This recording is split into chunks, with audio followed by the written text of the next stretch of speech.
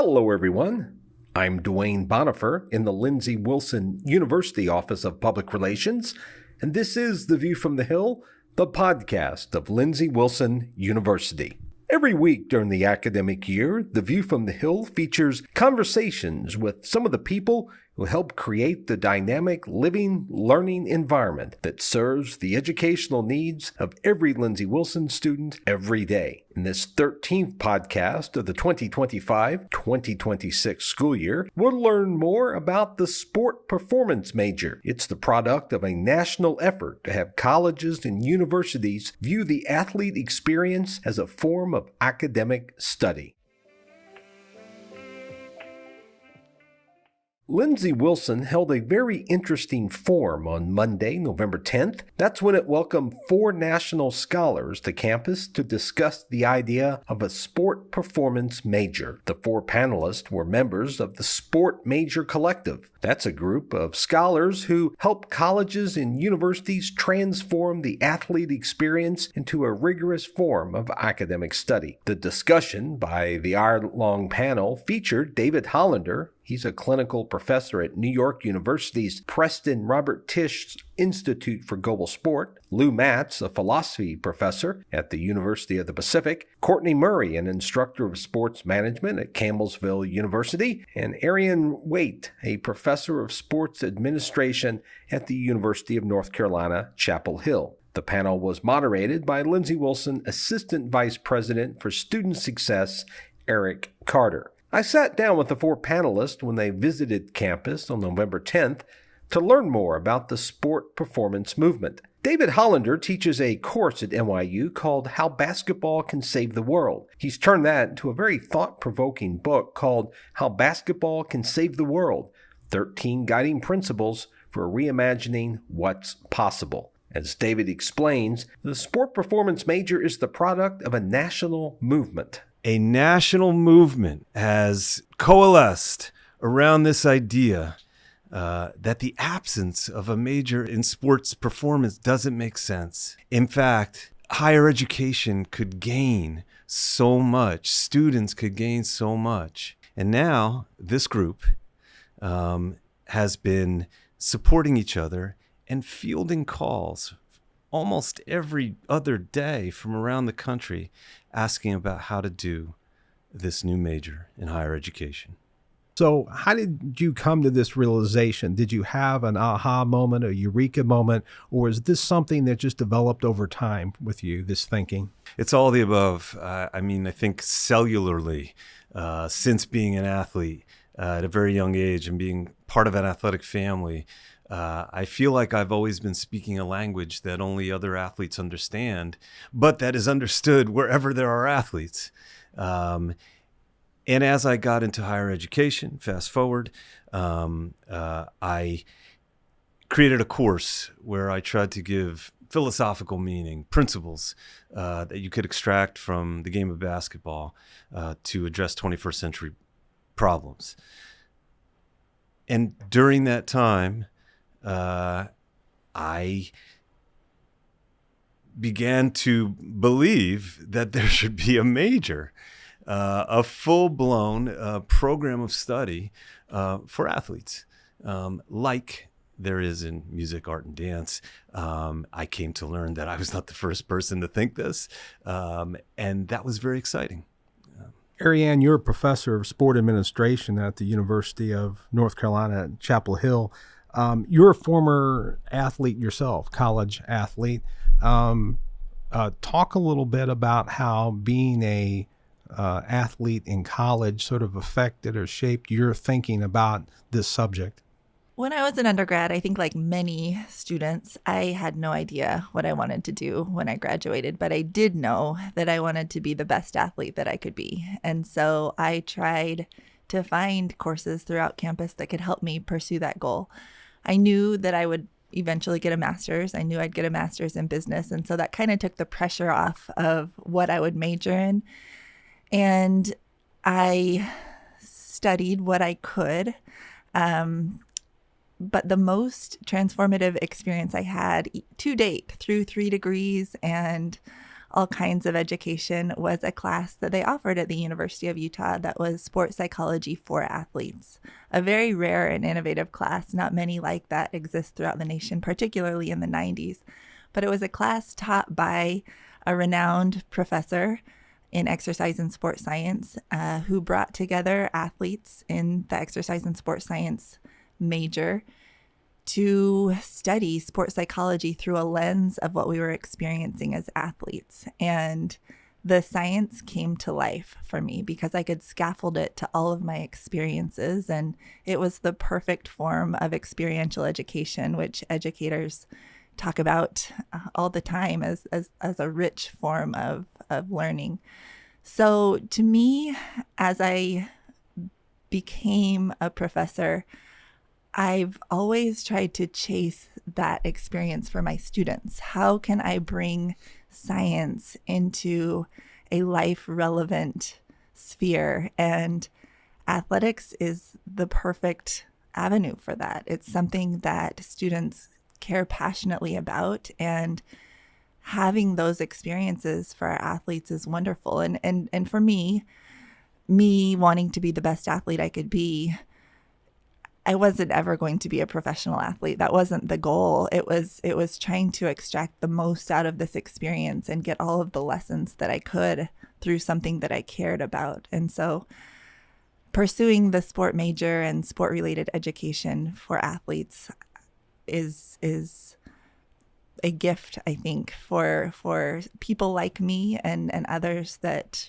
want to grow in a holistic way, mind, body, spirit, in a field that is transcendent and interdisciplinary, unlike any other. Lou, you're a philosophy professor at the University of Pacific. You were also an athlete as an undergraduate as well.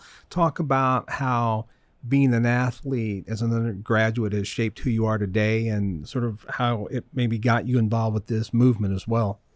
Yeah, I went to the University of Redlands. It's a Division III school in the Southern California Intercollegiate Athletic Conference. And I played in an era where the shorts were short and there was no three-point line. But it was, and I was a double major in philosophy and psychology. And I really felt that it was an integrative part of my education, that this ideal of developing sound mind and a sound body. And I had really rigorous classes in philosophy and psychology. But I must say, I think in terms of kind of developing certain kinds of social and emotional intelligences and certain kinds of virtues, it's really difficult to match the kind of, immersed, regular training you get in sport. And my coach was very academic, intellectual oriented. I mean, he talked a lot about history. He was very detailed oriented. And so for me, it fostered a lot of self-reflection, just about who I am, what my strengths are. Can I take, criticism? Can I persist through obstacles? I was a sixth man until my senior year where I started.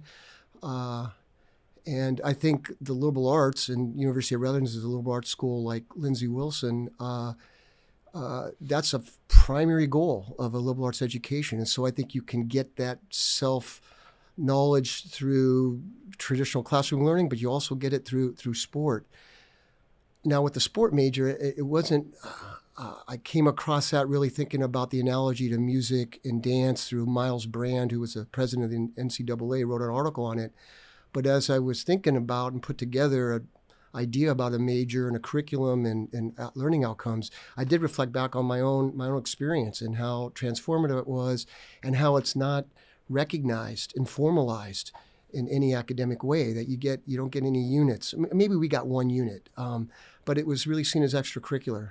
And I think our movement is really to elevate the academic and intellectual integrity and legitimacy of the kind of learning that goes on through organized sport.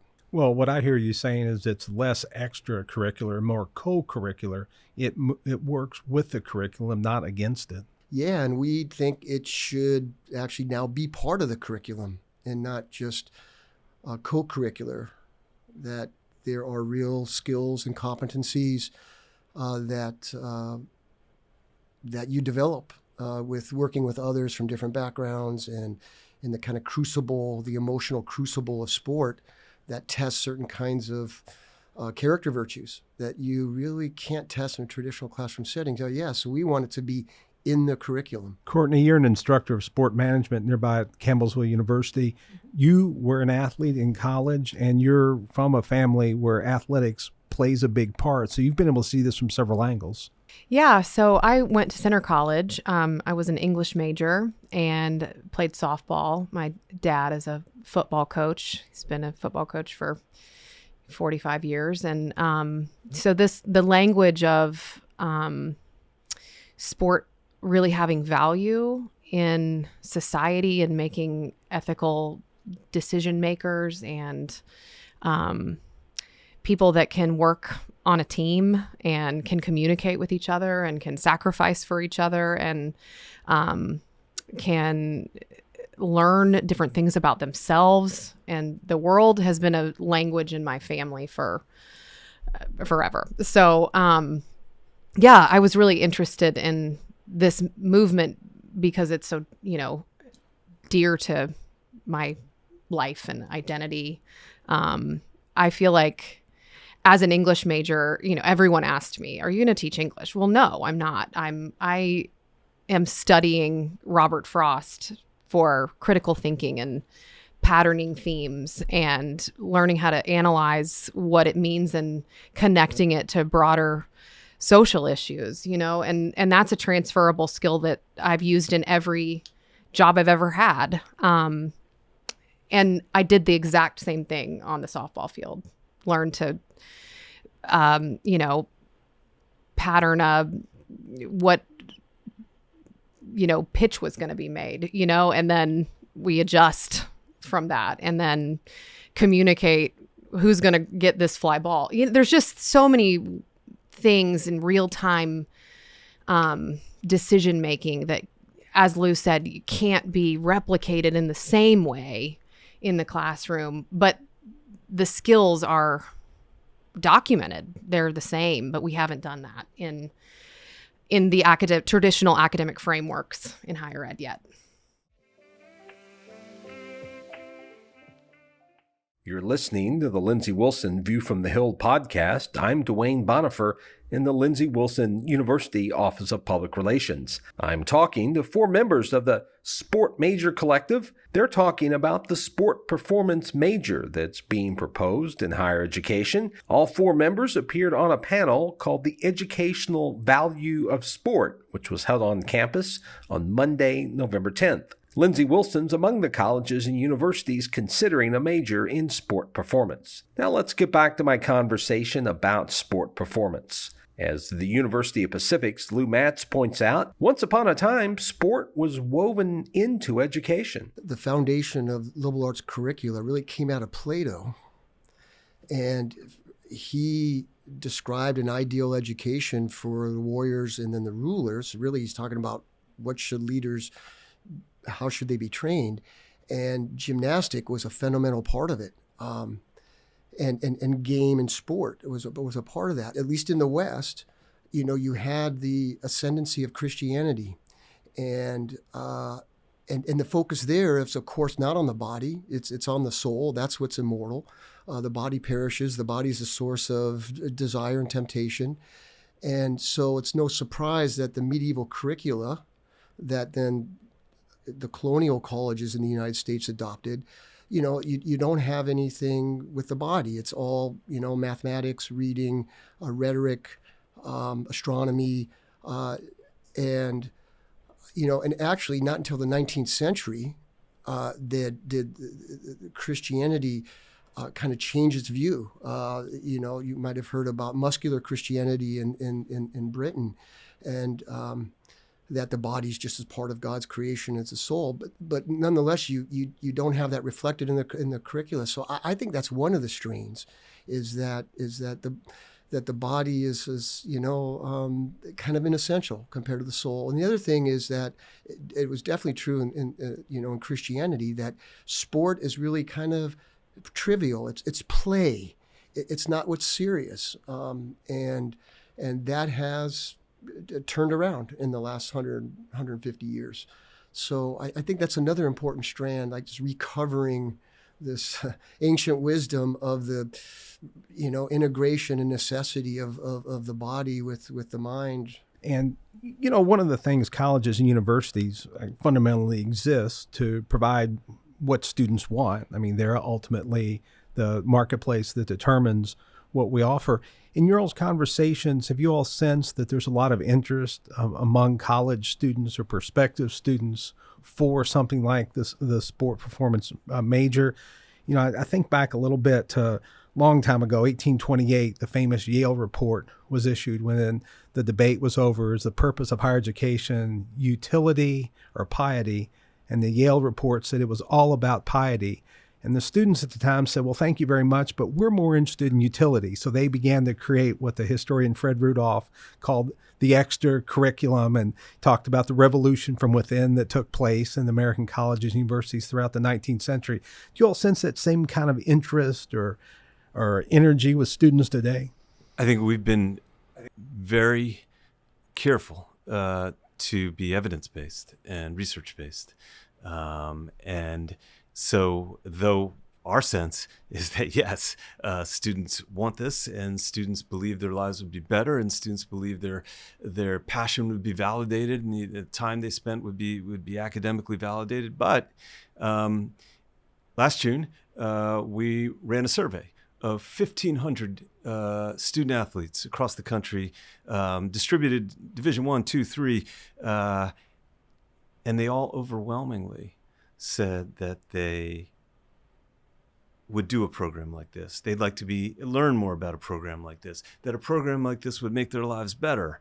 When I say overwhelmingly, 85 to 90% of them said positively, yes, more information about this. I might take this. Certainly validating my athletic activity. I vote yes to that.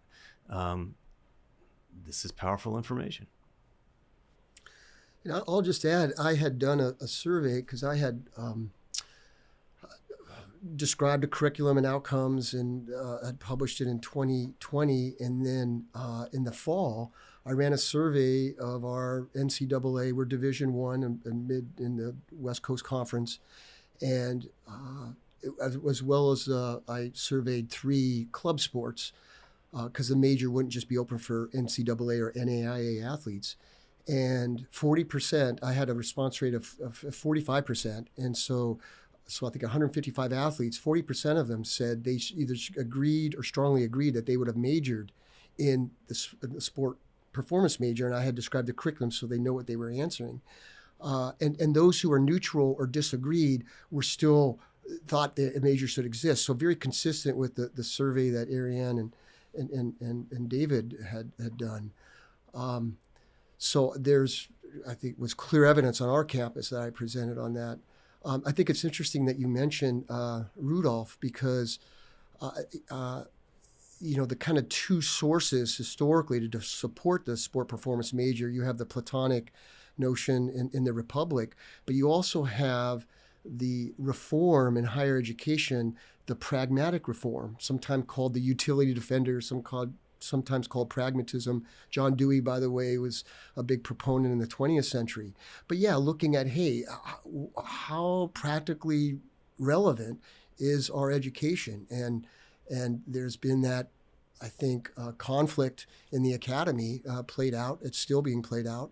And definitely our major comes out on that side of, yeah, sport is relevant. It's important to students' identity. There's lots of jobs in it, and there's a lot of learning that goes on in it. That's Lou Matz. He's a philosophy professor at the University of the Pacific. You also heard from David Hollander. He's a clinical professor at New York University's Preston Robert Tisch Institute for Global Sport. You also heard from Courtney Murray. She's an instructor of sport management at Campbellsville University, and Arian Waite, a professor of sports administration at the University of North Carolina, Chapel Hill. They're all members of the Sport Collective, a group of scholars who help colleges and universities take the athlete experience and turn it into a rigorous form of academic study. A very interesting idea. And that's going to do it for this 13th edition of View from the Hill for the 2025-2026 school year. Be sure to encourage your friends, co-workers, family members, associates, and neighbors to subscribe to A View from the Hill. They can find us on Apple Podcasts, Spotify,